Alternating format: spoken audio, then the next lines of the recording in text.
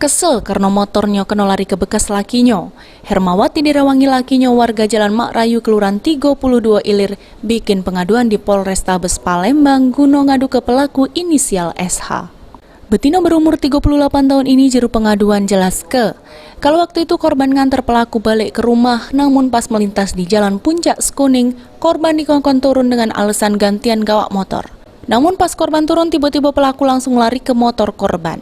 Berdasar keterangan korban, kalau dia sudah menggari rumah pelaku. Tapi dari keterangan keluarga, pelaku belum balik ke rumah sehingga buat korban kesel terus nempuh jalur hukum. Dia minta antar, terus?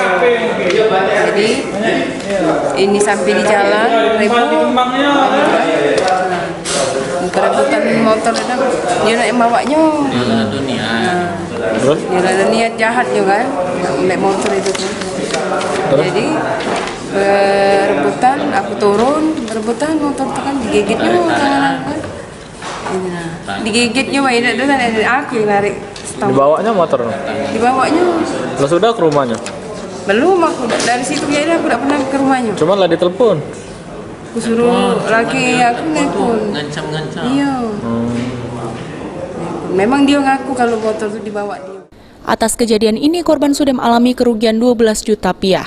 Selanjutnya laporan korban bakal ditindaklanjuti oleh Satreskrim Polrestabes Palembang.